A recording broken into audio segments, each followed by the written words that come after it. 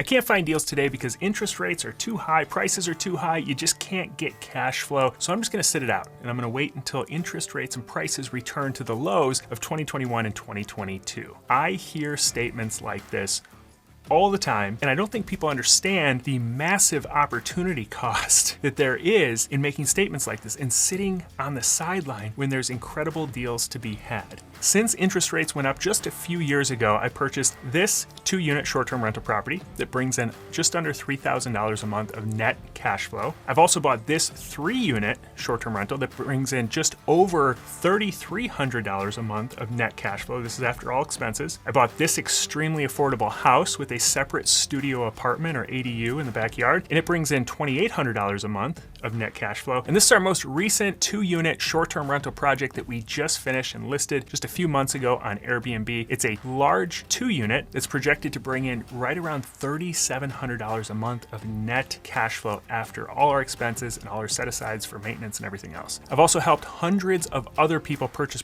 fantastic high cash flowing deals during this time period as well. So what's the secret then to buying these really awesome high cash flowing properties here in 2025 when interest rates really haven't come down a whole lot? And how can you finance each one of these properties with very little money out of your pocket and still at today's interest rates allowing for huge, huge cash flow? That's exactly what I'm about to share with you in this video. So let's dive right in, and I'm gonna get to the specifics of the financing piece. But if your goal is to get to financial freedom and create the highest cash flow possible on each deal, then it starts with selecting the right type of short-term rental. And a lot of people skip past this because a lot of people imagine that the only types of short-term rentals out there are the high-end vacation homes. But I've done a lot of other videos on how we identify a great deal, and I don't wanna spend a ton of time on that in this particular video. So I created a step-by-step guide for you that walks you through. It's called The Ultimate Guide to Selecting a Ridiculously High Cash Flowing Short-Term Rental. And if you want that guide, you can just put send me the guide in the comments and I'll shoot that over to you. So you can get that guide and that'll walk you through the process of identifying the type of deal that we're going to talk about today. But if you're looking at these high-end short-term rentals in these most popular short-term rental markets, then you're probably not going to see a whole lot of cash flow. And your thought process around, we can't find deals and interest rates are too high and prices are too high, then it becomes self-affirming because you're only looking in the areas where that's true. But I need to tell you that that's not true in a lot of other areas. Short-term rentals can work in really budget-friendly areas where there's still a high nightly rate and the income to expense ratio is really in your favor. So I think the easiest way to illustrate this is to show you an example of a more traditional higher-end short-term rental compared to one that we just recently finished over the last few years, and how the numbers are drastically different when it comes to the results on these two different properties. So I'm switching over to my screen here, and you can see that this is a more traditional short-term rental property. This is one that a lot of people would think of when they think of Airbnbs or short-term rentals, and this is one that was sent to me by Rabu, which is a data analytics website, and every day they send out their top picks. This was just sent to me yesterday. So I just want to pull one that was just recently sent to me. I'm not picking on this property in any way. This is a beautiful property. It's in a really popular area for short-term rentals, an area that a lot of people think of when they think of short-term rental areas. Is Broken Bow, Oklahoma, and looks like a more recent built property. But I just want to show you the difference when it comes to the bottom line and the cash flow and return that you're going to get on a property like this compared to one that's a bit more affordable. So let's look at these pictures here. You can see it's 2.5 acres, beautiful property. Like I said, it's a cabin, high-end cabin built in the woods, all the high-end finishes, all the amenities, gorgeous property anyone would like to own. I mean, if you got it $730,000 sitting around and you want to own a property that you can use yourself that's probably not going to cash flow much, then this might be a great option for you. And when you look at the listing, so Rabu sends out their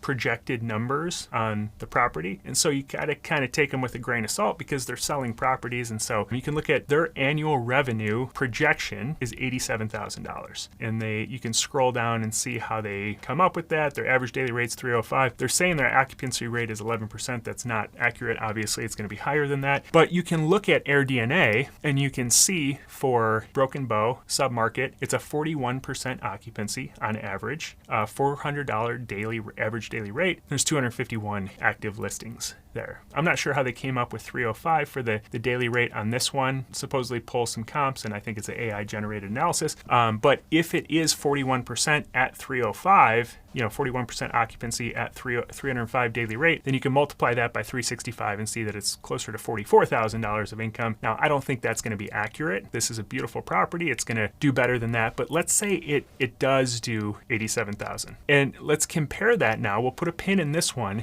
and we'll compare that to one that we recently did. 2 years ago, we completed this one right after the interest rates went up, and this is a 3-unit property in Michigan City, Indiana. And so we're all into this one for $320,000 for purchase and rehab and setup of the property. This is one of the units here, and this is our total income for 2024. So you can see we use owner res to manage these properties. And so you can see at the bottom here by month what our income is across all 3 units. So we have a listing for each unit, and then we have a combined listing for all 3 units together. We call it our super listing, so people could rent the whole house. And so you can see in January, we only made $1,200. In February, $3,100, $5,600, $65. In June and July, we made almost $17,000 a piece. And so you look at it all the way through, and we made $91,458.48 on this property. And so this, again, is a $320,000 property compared to this gorgeous property that's $730,000. And so you ask,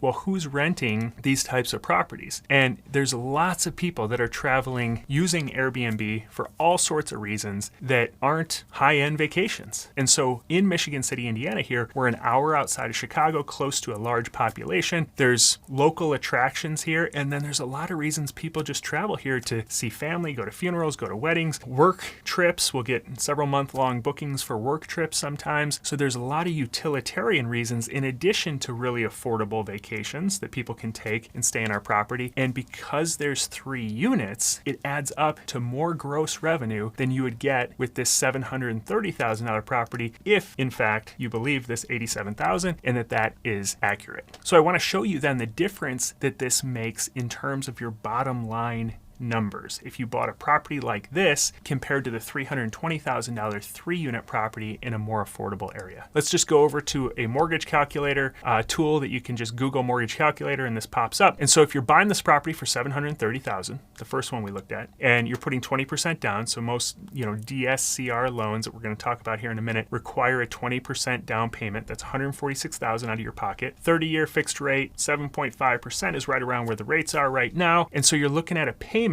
of $4,083 per month on that mortgage. So yeah, 7.5% compared to a few years ago, 4% makes a huge difference in your payment. But now if you're going to buy the property we own, the 3-unit property that we own for $320,000, you're only going to need a $64,000 payment. And we're going to talk about solutions to get that down payment if you don't have that as well. And then delete this and recalculate. We're going to update, and you can see that the monthly payment on that we're paying on this $320,000 payment or $320,000 purchase is $1,789 per month compared to the $4,000 plus payment. So less than half in principal and interest, which makes sense because the property is less than half the cost. But you can see how the higher interest rate doesn't impact nearly as much when you're borrowing a lot less money.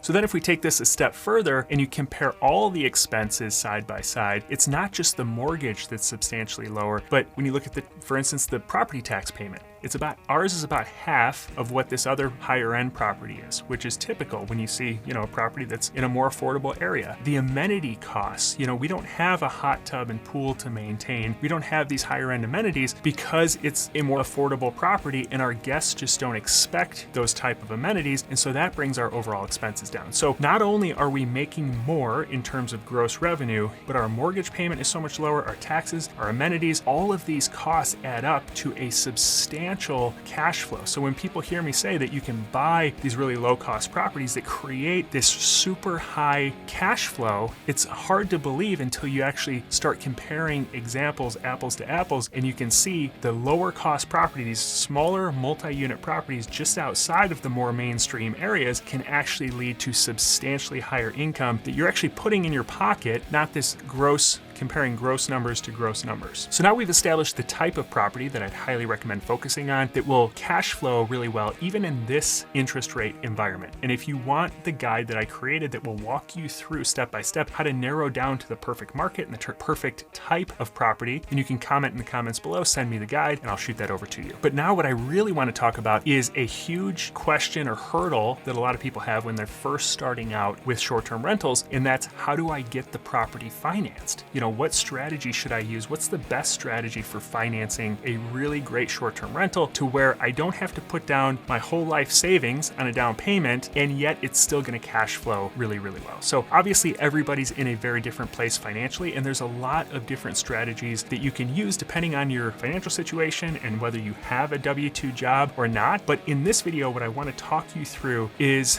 well, first off, I think it's important to recognize that every single person runs out of down payments at some point. If you're going to scale, if you're going to grow over time, you're going to run out of down payments. That's just the nature of the beast. You're not going to have an unlimited supply of your own money. So for some people, that's on their first deal. They don't have a down payment for that first property. And some people, it's their 10th deal. They've got enough down payments to buy 10 properties, but now on the 11th one, they're out of down payments. And so in this video, I really want to focus on if you don't have a down payment, and also if you don't have a 9-to-5 job, because you can qualify for conventional loans if you have a great salary, and you can use that option first because there's some great terms with conventional loans. But eventually, I think most people's goal, myself included, was to leave our full-time jobs, build up enough cash flow to create autonomy in our life and create total control of our time and be able to spend more time doing the things that we love doing as opposed to maintaining this 9-to-5. And if you're just maintaining the 9-to-5 to be able to qualify for financing for these properties, it's kind of a catch-22 then, right? So let's just assume that you don't have down payments, or you don't have enough money for a down payment, and also you don't have a 9-to-5 job like me, because I left my full-time job 3.5 years ago once we created enough cash flow to live off of rental properties. And so the strategy that we use, and what a lot of people who I work with use, is to use a combination of two different loans. So it's a combination of a DSCR loan, that's debt service coverage ratio loan. Debt service coverage ratio is a fancy way of saying the income from the property is enough to qualify for the loan. You're making enough cash flow that the bank feels comfortable giving you a loan for this property because they know that that cash flow or the income from the property is enough to pay the loan back. So that's what a DSCR loan is. It's purely based on the property itself, and you qualify for the loan based off the performance of the property. So that's one loan, and then we combine that with a private money loan. And that private money loan covers the 20% down payment that most DSCR loans require. So if you don't have unlimited down payments, again, it might be at your first one or it might be at your 5th property, but if you run out of down payments, then you go to a private money lender, which can be anyone, somebody that has a private money lending business. It could be your Uncle Sam, who happens to have a 401k that he wants to self-direct and invest with you rather than in the up and down stock market, because you're going to give him a fixed 10% rate of return, which is super attractive because it's backed by a mortgage on a solid, tangible asset like real estate. And so you use that private money loan as the down payment for 20%,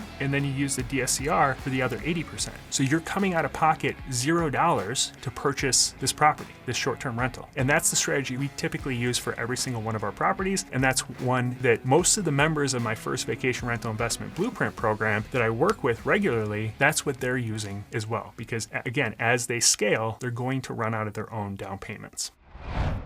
So now let's just compare the numbers using this type of financing on the two different example properties that I shared with you earlier. So this first one is that Michigan City property. This one, that 3-unit that we purchased a couple years ago. Here's the numbers. So $320 all in. We purchased it for less than that, but we put rehab into it. So we're all into it for a total of $320,000. You can see I put the after repair value at $350. Property tax is $2,750. Annual insurance $1,200. Furnishing costs about $30,000. The two different types of financing that I talked about. That first one, that DSCR loan, is going to give you 80% of what you need to purchase the property, and that's $256,000 that the bank is financing at 7.5% on a 30-year loan. And so we need $64,000 of down payment. So assuming we don't have $64,000, we go to the private money lender and say, hey, can we get a fixed interest-only loan at $64,000 to to cover the down payment for this property. Then we can see what that looks like in terms of the actual income and expenses. So here's what our income looked like over the last year to equate to that $91-ish thousand. So approximately $160,000 per night on average in the high season on the larger 2-bedroom units, and then $140 per night on the 1-bedroom units. Then in the low season, $110 per unit for the larger units, then $100 per unit on average for the smaller unit. And you can see we just have an 80% and 40% occupancy here. So that's 56% overall. And I'm counting the peak season or the high season as 150 days out of the year, and then the rest is considered low season. So we have to maintain less than half occupancy, 40% occupancy for 215 days out of the year, the majority of the year, in order to hit $82,000 from our nightly rates, and then another $9,200 from our cleaning fees. So again, our annual gross income that you saw is right around that $91,000 and some change. And then you can see what our expenses look like. So that first DSCR loan at 7.5%, our mortgage payment, like we talked about, $1,790. And then that second loan for the down payment at 10% interest only to the private lender is going to be $533 per month. You can see our insurance is about $100. Property tax is $229. Cleaning fee just passes through. We charge a cleaning fee and then we pay our cleaners $773. We have to pay utilities because it's a short-term rental, not a long-term rental, snow removal, lawn care, consumables, and a set aside for maintenance. And so after all of that, we have $4,600 in expenses monthly. So what this looks like then is, like I said, just over $3,000 per month of net cash flow on this property. And because we're putting very little of our own money into it, obviously there's some furnishing costs and stuff like that, we've got 112% cash on cash return. So that means every dollar that we have invested, we're making annually 112% just from the cash flow. That doesn't account for appreciation, doesn't account for principal pay down by our guests paying off our mortgage, for all the tax benefits that we've received from this property. So that's the property, the lower cost property, the 3-unit, and then we can compare that to, again, gorgeous property in the prime vacation rental area, new build with all the amenities. Here's what the numbers look like on this one if we run it very similarly. So you're buying it for $730,000. You can see what the taxes are with the insurance, approximately what the insurance would be. Again,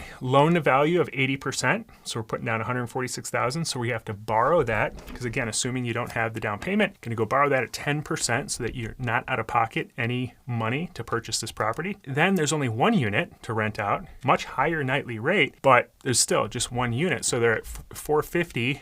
Assuming that we're going to take Rabu's numbers as gospel here, we'll assume $450 in the peak season and then $250 in the lower season at 80% and 40% as well. And that fleshes through again to that $87,000 that Rabu's projecting as the gross income. But then when you look at the expenses, it's a very different picture. So again, we're paying over $4,000 on that initial DSCR loan, then another $1,200 on the interest-only private loan, and then our insurance cost is higher, our property tax cost is higher, our cleaning costs are higher, the utility costs, we're just going to assume that's all the same on this one. And so we have $8,200 of expenses. So when you look at the calculations on this property, you're coming out of pocket, you're feeding this thing $1,000 a month if you don't want to put anything out of your own pocket to purchase it. If you put a huge down payment down, then you could say that it cash flows, but again, you're coming up with a lot of money out of your pocket to purchase it. So all things being equal, one property makes over $3,000 a month and one loses $1,000 a month. So if the mindset is, well, I can't find deals today because of this, and these are the types of deals that you're focused on, then yes, it's going to be a challenge for you because a lot of times owning that beautiful high-end property doesn't lead to the maximum amount of cash flow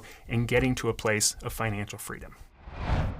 So I'm going to share with you in the description below some of the DSCR lenders that I've used in the past that have been good to work with, but I always recommend comparing them because although a lot of lenders have similar terms, they have different programs at different times, and some have better terms at some time, and then you work with them a year later and another lender will have better terms. So I'll share a number of them that we've worked with in the past. And then when it comes to lining up private money, I'm going to be doing another video on how that process works. And it's actually much easier than a lot of people think. This is like a big hurdle for people in the beginning. A lot of people think, well, I don't have a big network, or how could I ever ask somebody to borrow $64,000? And it's not that you're asking them to borrow that. You're actually giving people a huge opportunity, and you would be so shocked at how many people are in your network right now that would love that opportunity to make 10% on their money with a underlying fixed asset, a tangible asset that they have a mortgage on and could foreclose on if you ever stop paying them? I mean, they're in a really, really good position. So I'm going to talk through that in a separate video. So hit the subscribe and the notification bell so that you can be notified when that video comes out. And also, if you want to buy a property like that 3-unit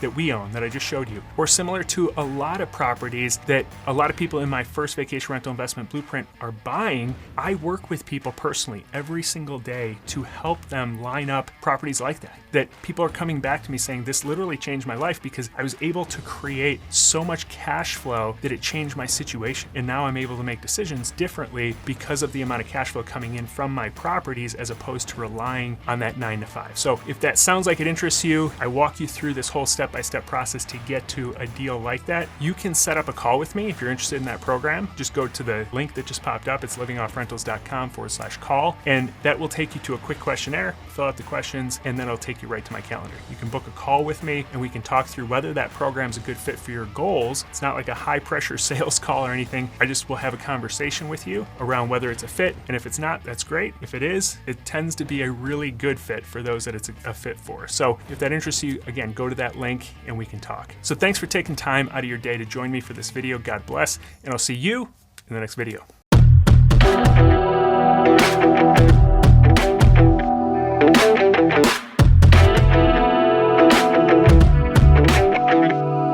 Yeah.